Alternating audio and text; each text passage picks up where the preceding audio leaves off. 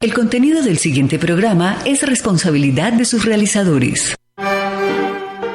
La Pedagógica Radio presenta Tablas y Tableros.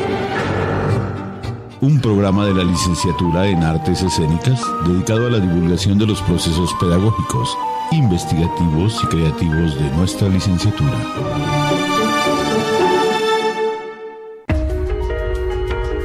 No es hora de callar. Un nuevo caso de feminicidio se registró en el sur de Bogotá.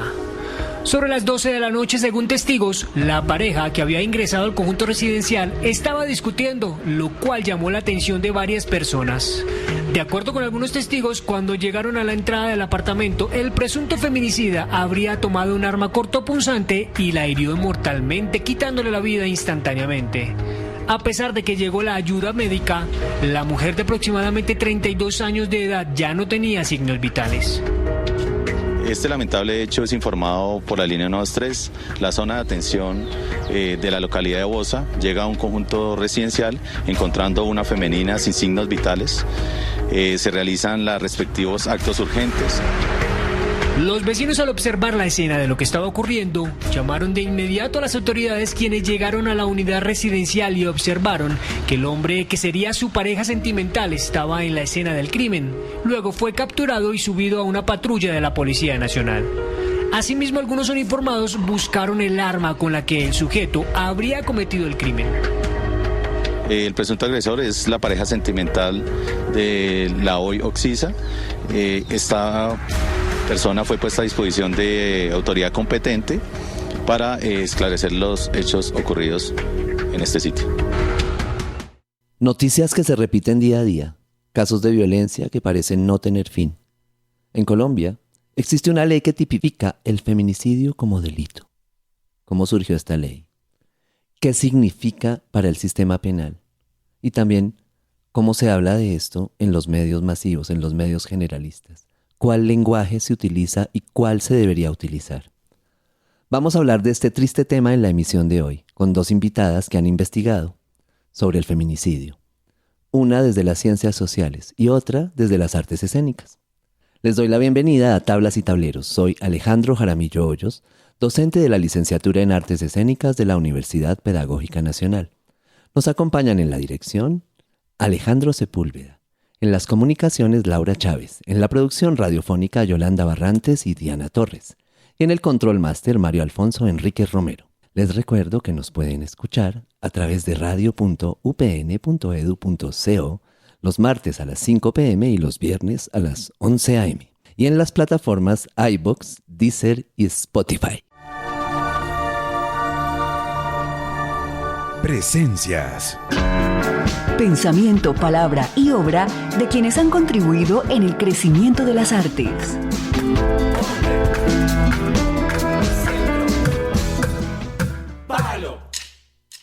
Hoy cuento con la presencia de Laura Duarte y Juana Afanador aquí en Tablas y Tableros.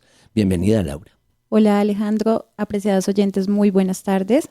Mi nombre es Laura Duarte. Soy egresada de la licenciatura en Artes Escénicas y soy autora de la dramaturgia La desaparición de Perséfone.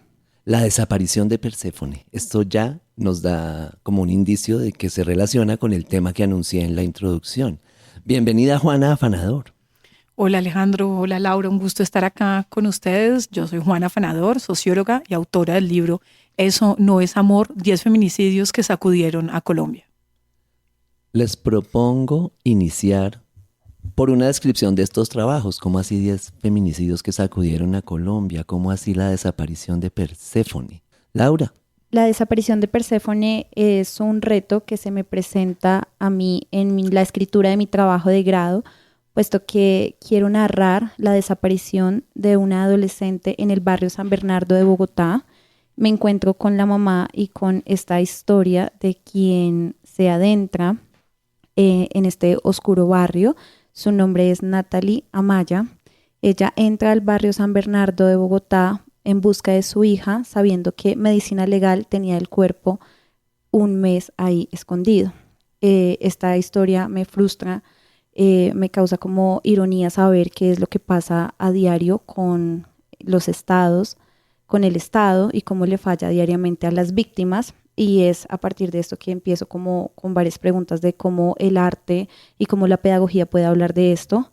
Y empiezo con todas estas incógnitas, como con toda esta digna rabia de saber qué puedo hacer desde mi posición y cuál es la responsabilidad del arte dentro de esto. Y es allí que empiezo a trabajar, a investigar a través de distintos autores como Sergio Blanco, Bertolt Brecht, Vivi Tellas, y empiezo como en esta búsqueda de cuál es la ruta y cómo hablar del tema, ¿no? Cómo contar la desaparición diferente a los medios de comunicación, que es un poco lo que hablas al inicio, y es como no contar la tragedia de forma amarillista, cómo se narra lo inenarrable también, y cómo se cuenta la historia sin revictimizar a la familia y sobre todo sin revictimizar a la víctima, ¿no? Y cómo el Estado le responde a estas familias a las que les han fallado un montón. No solamente de forma en el acompañamiento de la búsqueda, sino también, digamos, en el apoyo psicosocial, en el apoyo económico. Si tú no eres, digamos, una víctima de la ley, o sea, de la ley rosa, puede ser, digamos que el Estado no te acompaña. Entonces, ver a esta familia tan sola, como que me surgió como la responsabilidad un poco de acompañar y un poco desde mi arte, contribuir y contar la historia a través del teatro, ¿cierto? A través de los animales, a través de este realismo de la desaparición de Perséfone, que se cuenta un poco cómo es el juicio entre todos los personajes y qué es lo que conlleva, digamos, un poco la justicia colombiana a presentar, digamos, que todos pues estos casos. Laura se puso un gran reto y es construir una dramaturgia, hacer un relato teatral sobre un caso de violencia basada en género, pero que va más allá de la violencia basada en género, ya nos contará más detalles. Y ese reto me parece que conecta de una con el libro Eso no es amor de Juana. ¿Cómo es este libro, Juana? Este libro primero nace como una necesidad de darle la voz a muchas de las familias de mujeres que fueron víctimas de feminicidio, que no han podido contar su historia, como ustedes dos bien al principio lo dicen. Hay una manera de narrar y de representar de parte de los grandes medios de comunicación y de los medios masivos los feminicidios y las historias de violencia de género que tienen que pasar por hechos espectaculares, por hechos que tienen que hacer clics. Entonces digamos que siempre cuentan y deciden qué casos contar, pero normalmente lo que pasa es que presentan un titular tal vez de algún hecho, de algún feminicidio, pero en 2 minutos. Muchas veces ahora, si se dan cuenta, ni siquiera nombran el nombre de las víctimas. No sabemos quién fue, no sabemos qué le pasó, no sabemos nada, ¿no? Entonces esto nace como la necesidad de recuperar esas voces, de recuperar y volver a darles voces a estas mujeres que callaron de maneras muy crueles, muy violentas. Y esto se construyó a través de entrevistas con las familias, de tratar de reconstruir con ellas las historias de vida de estas mujeres para poder entender por qué fueron víctimas de feminicidio, por qué, como decía Laura, el Estado les falló en los 10 casos que narro y es en los 100% de casos, y cómo también hablamos de esas violencias y hay una necesidad de hablarlas, de discutirlas y no de callarlas y no de pasar la página, apagar el televisor cuando sale la noticia y salir corriendo. No, sino que son cosas que pasan en nuestra sociedad supremamente graves, dolorosas, que tenemos que asumir y que tenemos que retomar, que tenemos que pensar y que tenemos de alguna manera, por lo menos en este libro, tratar de honrar la memoria de estas mujeres que aparte de víctimas de feminicidio fueron muchísimas cosas más y que es lo que buscan estas familias y lo que busqué yo a través de estas 10 historias y de contar la vida de estas mujeres más allá de ser víctimas de feminicidio. Algo que ambas mencionan es el Estado falla. El Estado falla. ¿Por qué el Estado falla? ¿Qué es lo que ustedes han encontrado allí en sus investigaciones? Laura. Dentro de mi investigación pude encontrar que el Estado le falla a las víctimas, puesto que en el caso de Natalia Maya y Linda Michela Maya, el cuerpo de ellas estuvo más de un mes en medicina legal sin ser encontrado a su familia. Es la falla número 1. Número 2, han pasado 4 años desde que capturaron a los responsables de la banda Los Tasmania y en el último año, en 2024, para noviembre, le iban a dar libertad a alias Pirri por vencimiento de términos. Es otra vez el Estado fallándole a la víctima, puesto que no le da una condena ejemplar. No hay condenas ejemplares para los victimarios de estas víctimas. Otra parte donde el Estado falla es la demora en la búsqueda de las personas cuando desaparecen. La mayoría de personas siempre dicen como hay que esperar 72 horas. Eso es falso, no se debe esperar las 72 horas. Las primeras 72 horas son cruciales en una búsqueda, ¿sí? Entonces muchas veces digamos que lo que el 123 o la policía le dice a la mayoría de las víctimas es como, digamos en el caso de Natalie le dijeron como, no, seguramente se fue con un noviecito, no, ella debe estar de viaje, búsquela en la casa de las amigas. O sea, siempre como que le dicen eso a las familias sin prestar realmente un acompañamiento que garantice realmente, digamos, la búsqueda de las cámaras de seguridad, un acompañamiento todo el tiempo, no solamente de ir y acompañar a tu familiar, sino un acompañamiento psicosocial, que la mayoría de las familias lo tienen que buscar por aparte. Y además pienso que le falla en el acompañamiento económico, puesto que muchas de estas familias renuncian a sus trabajos para buscar una justicia, para buscar una verdad que le dé respuesta a sus familiares. Entonces ahí estamos fallando diariamente y sobre todo en como lo que decía también un poco Juana, me conecto con esto, y es como los medios de comunicación también presentan la noticia y después nos ponen, no sé, un comercial de champú. Sí, entonces pasamos como... O de toallas higiénicas. O de toallas, no sé, pero pasa así, como no, desapareció, no sé qué, el hombre mató, la víctima, y siempre tampoco se conoce como el nombre o la cara del victimario, porque además siempre dicen el presunto agresor, el presunto, y claro, se entiende que es por una ley de que es hasta que pues el juez determine su inocencia o su culpabilidad. Sin embargo, digamos que las personas muchas veces quedan libres. Por ejemplo, en muchos casos los agresores son reiterados, ya han matado antes, ya han violado antes, ya han agredido antes. En el caso de Linda Michelle, el alias Pirri ya tenía detención de casa por cárcel por expendio de estupefacientes. ¿Qué hacía esa persona en la calle? Y pasa lo mismo con todos los agresores, ¿no? Entonces como que siempre reinciden, y es porque la fiscalía no da una garantía de que, bueno, ya tienes un proceso, ¿qué hace este sujeto en la calle? ¿Cómo puede seguir agrediendo a más personas, ¿no? Entonces creo que en eso como que el Estado le está fallando, y también cómo normalizamos un poco el ver a las mujeres desaparecidas, ¿no? Hoy en día vemos un cartel de búsqueda y es como, ay, otra chica más, ¿no? Se ha ido normalizando, a sabiendas de que hay muchas colectivas ahorita, muchas mujeres estamos trabajando en estos temas de visibilizar la violencia, el patriarcado y demás, pero sin embargo se sigue normalizando una desaparición. Entonces, a pesar de que hoy existen las redes sociales y es por ahí donde se está moviendo la gente, los medios de comunicación tienen más responsabilidad, y sobre todo nosotras también, en cómo visibilizamos esto. Visibilizamos las historias, las memorias de las personas, las memorias de estas familias, y no dejamos en el olvido. Entonces siento que por ahí va un poco. Ahí hay algo importante, creo yo, que les pregunto a ambas. Si la hija de Natalie hubiera sido un hijo, si Rosalvira hubiera sido un hombre, o cualquiera otra de las víctimas que se narran en Eso no es amor, hubieran sido hombres o hubieran sido jóvenes masculinos, ¿sería distinta la historia o pasaría lo mismo? Según su experiencia, ¿qué creen? Yo sí estoy totalmente convencida que la historia sería otra, ¿no? Claramente, si Rosalvira hubiera sido un hombre, Rosalvira no hubiera vivido lo que ha vivido, ¿no? El feminicidio justamente define que a las mujeres las matan por ser mujeres, ¿no? Por estar en una condición de opresión por parte del hombre y de estas personas, por ejemplo, en el caso de Rosalvira, en el caso del que habla Laura, pues una joven mujer de 15 años es totalmente vulnerable en una sociedad totalmente patriarcal, en una sociedad como Bogotá, en ciertos espacios también de segregación que tenemos dentro de nuestra ciudad, se vuelve aún más y más vulnerable, espacios en los que los hombres normalmente son mucho menos vulnerables porque ellos son quienes dominan y controlan esos lugares y esos espacios de la ciudad, ¿no? Y lo otro es que algo de lo que hablamos poco es que los hombres son quienes tienen el monopolio de la violencia.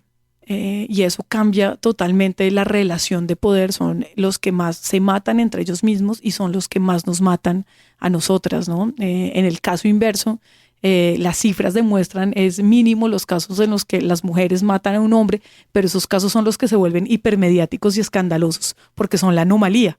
Pero cuando los otros son los que se normalizan, se asimilan de manera tan fácil dentro de la sociedad y se vuelven como el pan de cada día, pues hay menos interés y hay más un desdén hacia las vidas de las mujeres. Y también yo creo que pasan cosas, pues no, yo he visto, ya que he leído este libro, ya que he conversado con Laura y con Juana en otros espacios acerca de este trabajo tan impresionante que hacen. Porque la investigación no es solamente como ir a leer casos, ¿no? Hay que contarle a la audiencia que aquí la investigación es hablar con las víctimas, con las sobrevivientes, o sea, con quienes han sobrevivido, o sea, la hermana, la mamá, el hijo o los hijos. Hay casos donde quedan muchos hijos e hijas de una sola mujer, en fin.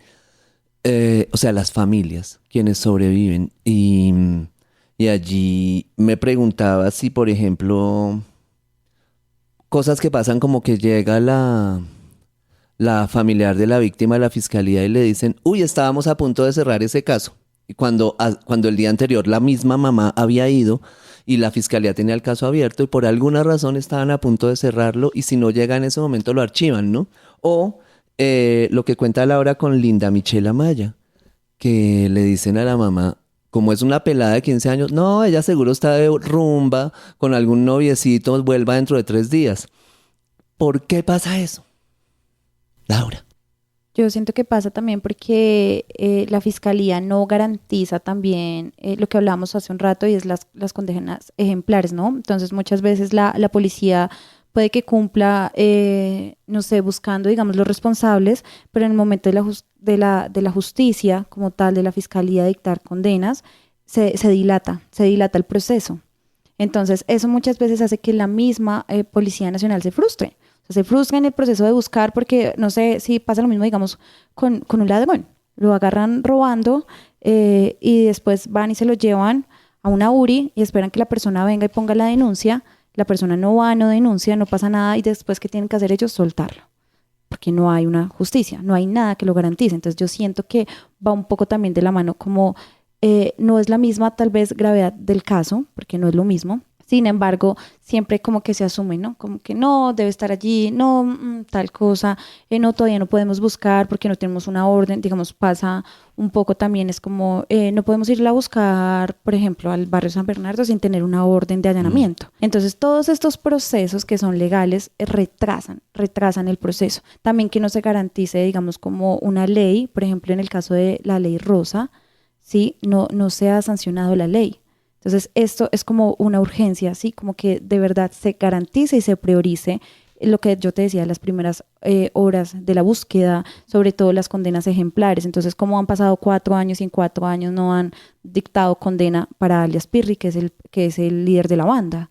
Entonces, como que todo este tipo de cosas hace que se ralenticen los procesos y que la misma justicia, pues, digamos que le pierda la fe. Bueno, vamos a seguir hablando más adelante aquí hoy en Tablas y Tableros de todos estos aspectos que se están tocando acá. Y ahora yo quiero preguntarles brevemente a cada una qué las llevó a centrar su investigación en las violencias hacia las mujeres. ¿Por qué eligieron estos temas tan complicados? Juana. Pues yo creo que son temas complicados, dolorosos, crudos, pero justamente la necesidad de hablar de estos. O sea, creo que una de las tácticas más perversas del patriarcado es callarnos. Como es lograr que las mujeres nos callemos, que las mujeres no hablemos de estas violencias, que las mujeres no contemos las historias de estas víctimas, porque pues lo que hizo el feminicida fue totalmente callarlas, ¿no? Acabar con ellas, que dejen de existir por completo y rematarlas para que no haya ningún tipo de voz. Y muchas veces después de muertas, después de que sus familias han sido revictimizadas, aparecen otros procesos también revictimizatorios para que nadie cuente la historia de estas mujeres, ¿no? Entonces yo creo que es una labor de resistencia necesaria frente al silencio que nos quieren imponer desde muchos lugares y desde muchos espacios en los que nos encontramos. Simplemente uno a veces habla con gente que dice como, uy, no, Juana, lindo el libro, pues que yo no soy capaz de leer eso. Entonces como, pero ¿por qué no eres capaz de leer eso? Porque hay que confrontarse. Y muchas veces hemos sido testigos de violencias que han vivido compañeras y amigas y no hemos intercedido a tiempo. Muchas veces hemos visto en la calle una pelea que se vuelve violenta entre un hombre y una mujer y nos da miedo también interceder y nos quedamos callados y después nos vamos con culpa de no debía haber hecho algo. Entonces son ese tipo de reflexiones que tenemos que confrontarnos, tenemos que saber que esto pasa, tenemos que saber que no es ficción, que son historias reales que le pueden pasar a cualquier mujer y que le han pasado a mujeres que eran la tía, la mamá, la hermana, la abuela, que podían ser parte de cualquiera de nuestras familias y que es hora de que como sociedad reaccionemos frente a esto y nos posicionemos frente a estas violencias tan fuertes, tan escabrosas y que les demos también voz y espacio de discusión para que podamos también entenderlas, tramitarlas y prevenirlas. ¿Y Laura? Conecto mucho con algo que dice Juana y es cómo confrontamos esto desde nuestras propias vivencias. Y es que si tú le preguntas a cualquier mujer a tu alrededor, yo creo que todas, la mayoría te va a decir que en algún momento de su vida fue víctima de algún tipo de violencia por parte de un hombre. Entonces, desde esta reflexión un poco, me empecé a preguntar yo, bueno, ¿qué pasaría si mañana soy yo? Es una pregunta que yo hice en un ejercicio con transeúntes de la calle, con un cartel de búsqueda. Me fui a la estación de Museo Nacional, me llevé un cartel de búsqueda y en vez de poner la foto de una mujer desaparecida, puse un espejo. Y entonces le preguntaba a la gente como, mírate al espejo, mira el cartel de búsqueda y pregúntate qué pasaría si mañana eres tú. ¿Sí? Entonces está un poco también el tema de que hablamos de mujeres porque somos mujeres y porque nos han mantenido silenciadas durante muchos años. La justicia ha estado como siempre ciega y cómo nosotras mismas empezamos a hablar por las otras, ¿sí? Cómo nosotras ahora somos la voz de las que ya no están, ¿sí? Entonces cómo conectamos con esa reflexión y cómo nosotros mismos nos empezamos a decir como bueno, yo puedo dar mi voz desde lo que hago. Entonces creo que es un poco también como que lo que me llevó a centrar mi investigación y es cómo aporto un granito de arena desde esto que estoy estudiando y es a lo que me voy a dedicar, ¿no? Entonces como que pienso que desde ahí me conecto con esto. Sí, como ven, no es una dramaturga que está escribiendo para entretenimiento, está escribiendo para otras cosas, para la justicia social, para la concientización. La invito a que nos lea un fragmento de su pieza, La desaparición de Perséfone. Voy a leer un fragmento de Atenea. Atenea es una gata dentro de mi dramaturgia y está contando un monólogo. Entonces Atenea se sienta, deja la bola de estambre en el suelo y se lame sus manos mientras ronronea. Y dice, ¿saben? Creo que inicié al revés. Quiero que conozcan un poco de mi historia. Mi nombre es Atenea. Soy una gata salvaje que vive en este reino hace 30 años. Soy amiga, hermana y también madre. Aprendí como toda cría muchas cosas de mis padres, pero la que más admiro de ellos y que inculcaron en mí es la valentía, cosa que siempre me ha traído uno que otro problema, pero también me ha enseñado a luchar sin miedo a nada, y más cuando una ya no tiene mucho que perder. Vivo en una cueva que está protegida por matorrales y es casi imperceptible para otros seres. Salgo en la mañana junto a mis cachorros a recorrer los caminos y les enseño a buscar su alimento, porque como buena madre quiero que ellos sean autosuficientes. Suelo ser su guía y corregir aquellas cosas que hacen mal. Toma de nuevo su bola de estambre. Les he dicho a ellos que la vida de cada ser es como esta bola de estambre. Si uno la ve así, es grande, pero si empiezas a desenrollarla te das cuenta qué tan corta, ancha, delgada o larga puede llegar a ser. Atenea empieza a desenrollar la bola. En mi caso ha sido larga, llena de uno que otro nudo, que muestra alguna dificultad que he vivido. Pero siempre he encontrado la forma de soltarlo para poder seguir. En este momento no he podido continuar por este nudo tan grande, porque jamás pensé que a mi vida le llegara un momento así. A veces una cree que lo que se dice por ahí es mentira, que las denuncias son exageradas, pero eso cambia cuando los sucesos tocan a tu vida. La voz, el cuerpo y la dramaturgia tienen su lugar en Tablas y Tableros. Conéctate todos los martes a las 5 p.m. y los viernes a las 11 a.m. Encuentra todos nuestros contenidos a través de radio.upn.edu.co. Pedagógica Radio, voces y sonidos que enseñan. En Bogotá, una mujer fue asesinada a manos de su pareja sentimental en el sur de la ciudad. La víctima había denunciado a su agresor y tenía medida de protección. Entonces, ¿qué pasó? ¿Le fallaron las instituciones a la mujer de 27 años? Héctor Rojas, usted conoce el caso, habló con la familia de la víctima y tiene también una invitada para hablar de este tema, de las medidas de protección a las mujeres. Cuéntenos. Daniela, ven a continuación ustedes el lugar de los hechos donde ocurrió este lamentable crimen en la localidad de Ciudad Bolívar. El sujeto ingresó y antes de dispararle en 10 oportunidades le dijo a la mujer: si usted no es para mí, no será para nadie, porque ella había tomado la decisión 2 días antes de que la asesinara de dejarlo, debido a los constantes ataques de violencia que estaba sufriendo. ¿Qué fue lo que nos dijo su hermana? Escuchen ustedes. Pues ella estaba trabajando y él llega y la asesina. Él estaba, hacía 2 días se habían pues separado, que ya ella dijo no más y terminó muerta. Fue una relación tóxica. Fue una relación demasiadamente tóxica desde un comienzo. Voy a decir, era para que esto hubiera puesto un alto a tiempo, no así. Nos confirman desde la Secretaría de Integración Social que esta mujer de 27 años tenía 3 medidas de protección, la cual inició el año pasado justamente a mitad de año del 2024. Pero, ¿qué dice la hermana justamente sobre esta situación? Escuchen. ¿Le falló la justicia a Jessica? Sí. Sí, porque ella había denunciado a las autoridades y no dieron respuesta. No hubo ningún resultado. Quedó como si no hubiera pasado nada. Y que las autoridades verdaderamente den respuesta. No ya cuando haya sucedido, sino antes de que suceda. Porque en este caso, cuando ya sucedió esto, voy a decir, este crimen, ahí sí vieron llamadas de muchas entidades. ¿Ya para qué? Si eso era antes, no después de. ¿Ya para qué? Dice la hermana de Jessica en esta noticia del noticiero de City TV. Otra noticia de las muchas que escuchamos casi a diario, creo yo. Juana, ¿por qué aumenta la cifra de feminicidios?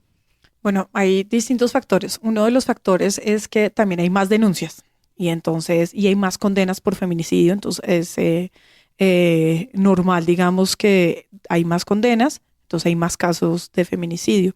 Acordémonos que antes de la ley Rosa Elvira Celi, el feminicidio no estaba tipificado como delito autónomo en Colombia, es decir, que en los casos que un hombre mataba a una mujer por ser mujer, pasaba como homicidio, ¿no? ¿Y qué pasa en los homicidios?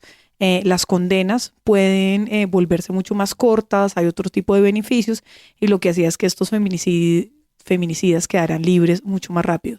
Lo que logró la ley Rosa Elvira Celi, que cambió la historia de Colombia a través de este feminicidio tan atroz y doloroso, fue que lográramos tipificar esto como delito autónomo y lograr condenas ejemplares como las que mencionaba Laura hace unos minutos, y entonces cambiaron, digamos, el sistema, y cambiaron también que ahora exista la posibilidad de registro como feminicidio en Colombia, aunque pues si vamos a ver también las cifras, han aumentado en Bogotá el último año de manera escabrosa.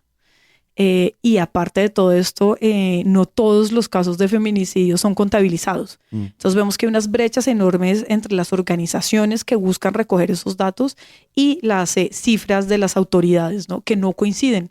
Hay mucho más feminicidios de los que están además registrados, que ya son demasiados, ¿no? Entonces sí podemos hablar que estamos en un momento de recrudecimiento de la violencia hacia la mujer en Colombia.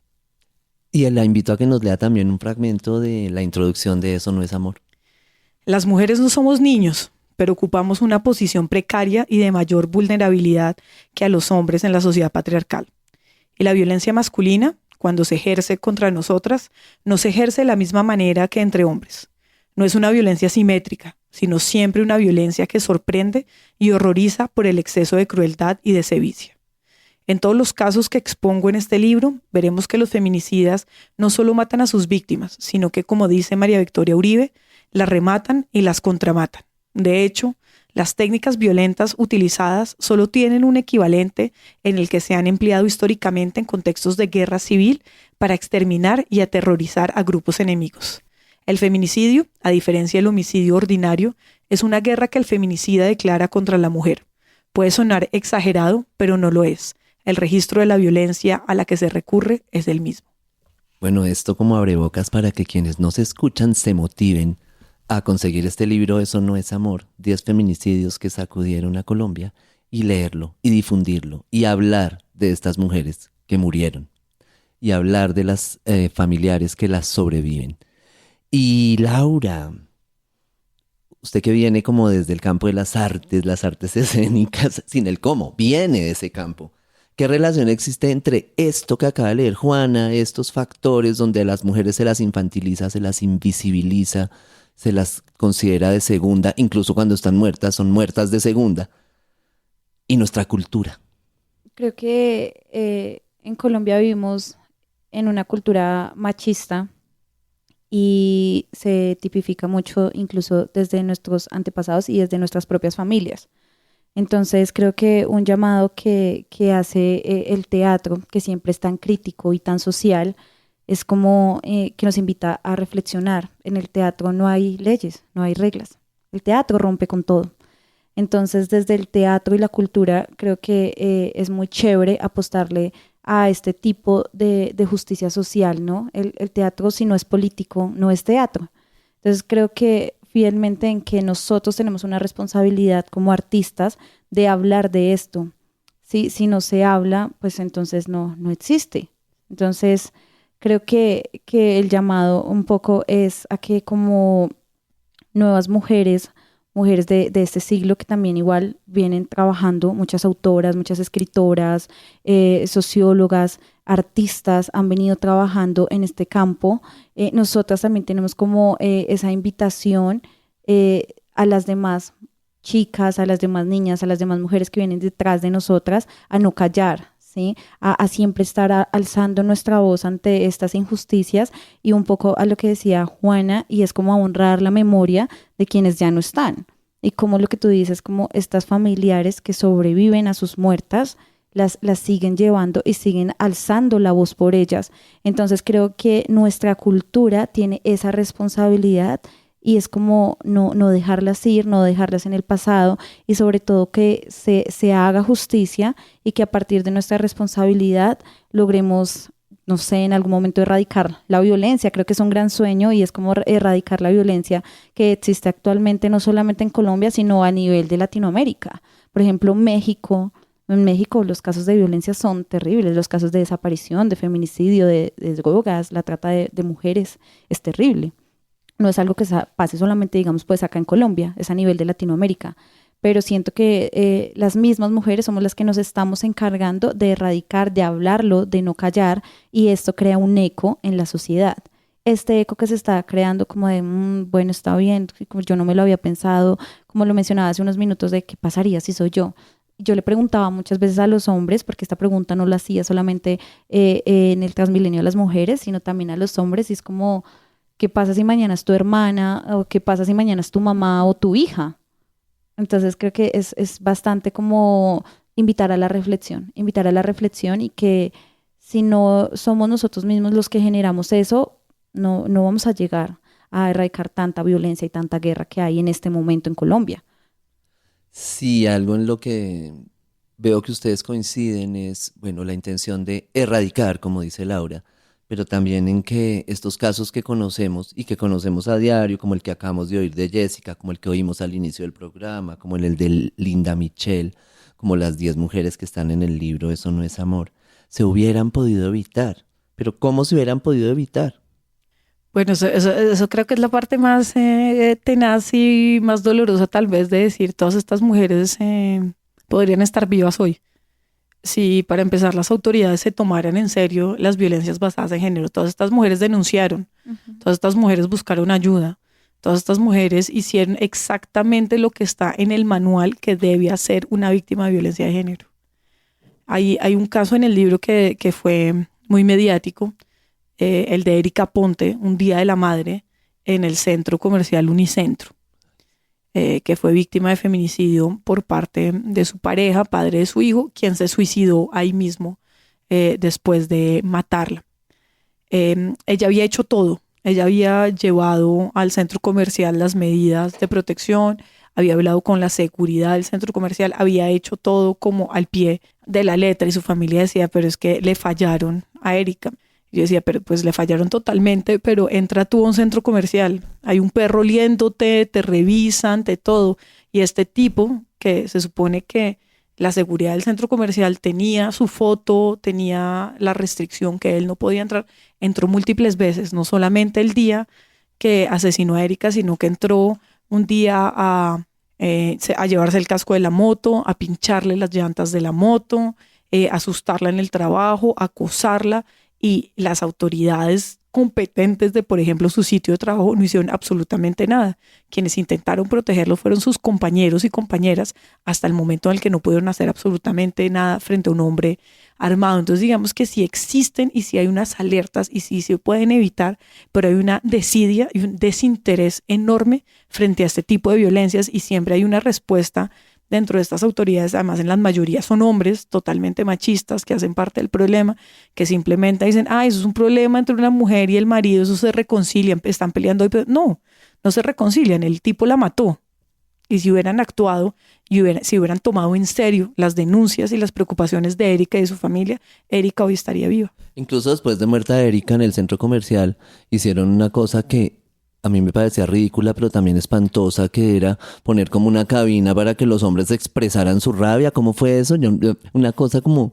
Eso fue con apoyo de la alcaldía de Bogotá. Una medida totalmente absurda, ridícula, hasta revictimizante, creo yo, que dicen y decidieron que poner unas cabinas telefónicas que daban a un número de ayuda iba a ayudar a los hombres a sentirse mejor y a evitar que sean feminicidas. Pensando además y recurriendo a esta estrategia que dice y que históricamente ha mostrado el feminicidio como un acto pasional, no como un acto preparado conscientemente y planeado minuciosamente por el victimario. Sí, es que algunas administraciones piensan que, por ejemplo, en lugar de decir equipo de trabajo y decimos equipa de trabajo, ya estamos preveniendo la violencia basada en género.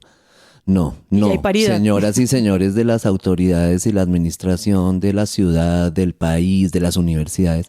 No, el lenguaje es muy importante, pero hay que tomar acciones de prevención reales, ¿o no, Laura?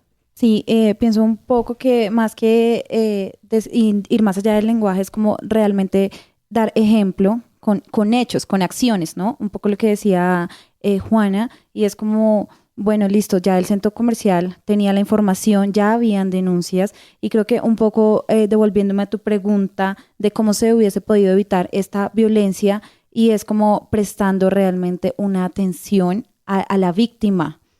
Recuerdo que en algún momento una compañera fue a poner una denuncia y una medida de protección contra su ex compañero y la tuvieron todo el día volteando, o sea, todo el día para poner una denuncia.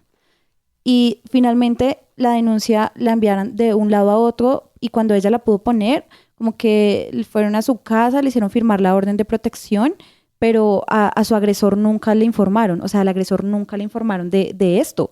Entonces como que tú dices, bueno, ¿un papel de qué te sirve? O sea, un papel no protege a la víctima, necesitamos protección real, medidas reales. Bueno, son medidas de desprotección a veces. Exacto, o sea, el papel te sirve como para decirle al Estado como, bueno, mira, yo ya te había avisado, ¿sí? Pero, y todas estas mujeres ya han avisado, ya han puesto en alerta.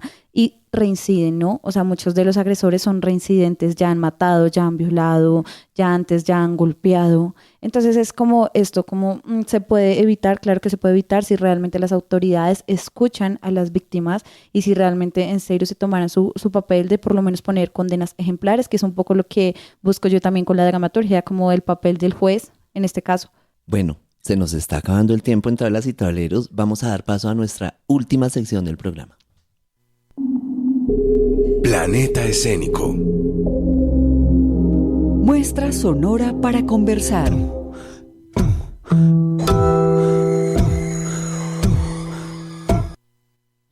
Planeta Escénico, pero también Planeta Pedagógico. Recuerden que estamos en la Facultad de Bellas Artes de la Universidad Pedagógica Nacional. ¿Cómo hacemos pedagogía para que suceda esto de una sociedad menos patriarcal, menos machista de la que ustedes han estado hablando en este programa? Laura.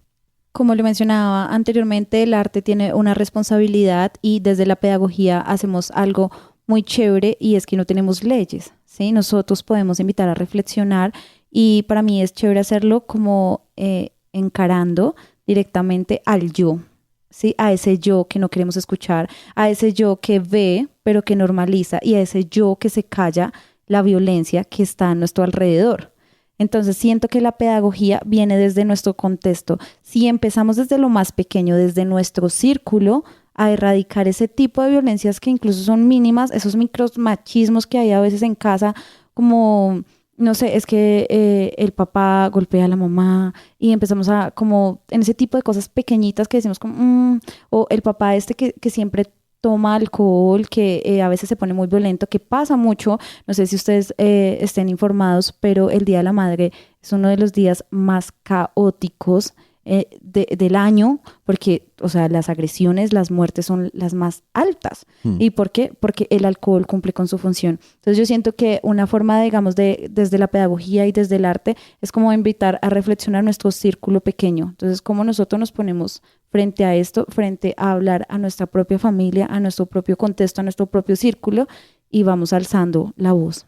Y Juana, ustedes de su posición desde las humanidades, la sociología, ¿cómo ve la labor de la pedagogía y de la educación en artes en este tema? Es totalmente fundamental, como le estaba explicando Laura, y la pedagogía y la educación son fundamentales, pero desde la primera infancia, ¿no? Desde el momento que la estructura del sistema educativo tiene que plantearse que a los niños y a las niñas se les trata por igual, y no que hay una diferencia ya en el momento que entras al sistema de educación, si eres una niña o eres un niño, ¿no? Y que te están diciendo para qué eres buena, pero para qué eres mala, y que empieza a haber esta gran diferencia estructural que ha construido la sociedad entre estos dos géneros, ¿no? Y entonces dentro de también los que se normalizan, a mí el niño me pega, me levanta la falda y es totalmente normal, y si voy y doy quejas, ay no, mijita, no sea exagerada, que eso no pasó nada, no le pasó nada, está bien.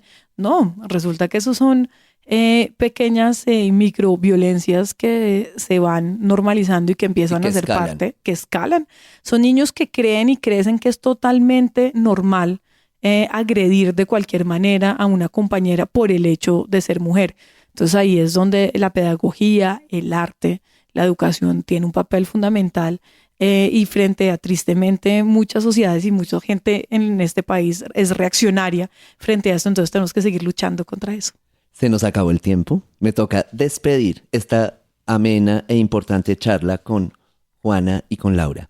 Esto fue Tablas y Tableros, el programa de la Licenciatura en Artes Escénicas de la Universidad Pedagógica Nacional. Nos acompañan Alejandro Sepúlveda en la dirección, en las comunicaciones Laura Chávez, en la producción Yolanda Barrantes y Diana Torres y en el control máster Mario Alfonso Enríquez Romero. Les hablamos Laura Duarte, Juana Fanador y Alejandro Jaramillo. No olviden que nos pueden escuchar a través de radio.upn.edu.co y en las plataformas iVoox, Deezer y Spotify. Muchas gracias por su compañía. Universidad Pedagógica Nacional. 70 años siendo la educadora de educadores.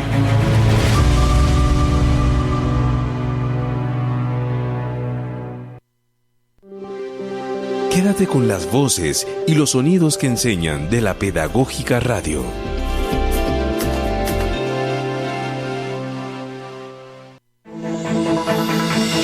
Escuchas La Pedagógica Radio, transmitiendo desde Bogotá, emisora virtual de carácter educativo y cultural de la Universidad Pedagógica Nacional, educadora de educadores. Pedagógica Radio, voces y sonidos que enseñan.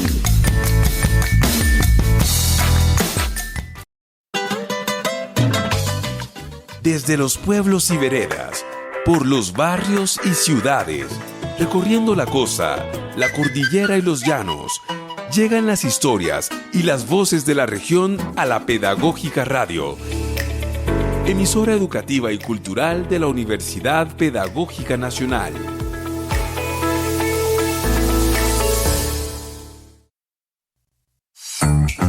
Recuerda que puedes escuchar todos nuestros programas en Spotify, Deezer y iVoox. Pedagógica Radio, voces y sonidos que enseñan.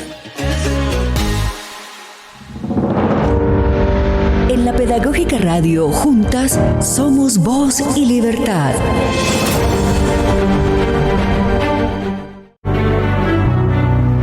En lugar de enseñarle a tu hija a agradar, enséñale a ser sincera, amable y valiente. Anímala a decir lo que piensa, a decir lo que opina en realidad, a decir la verdad. Dile que, si algo la incomoda, se queje, grite. Chimamanda Ngozi Adichie.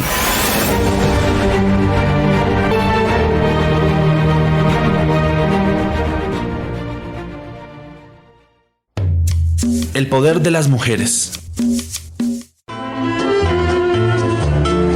El amor ha sido el opio de las mujeres, como la religión el de las masas. Mientras nosotras amábamos, los hombres gobernaban. Kate Millett, 1934-2017, escritora feminista estadounidense.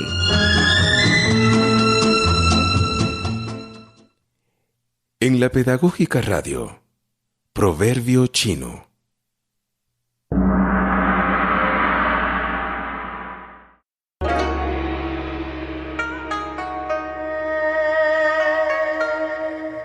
El que ha desplazado la montaña es el que comenzó por quitar las pequeñas piedras.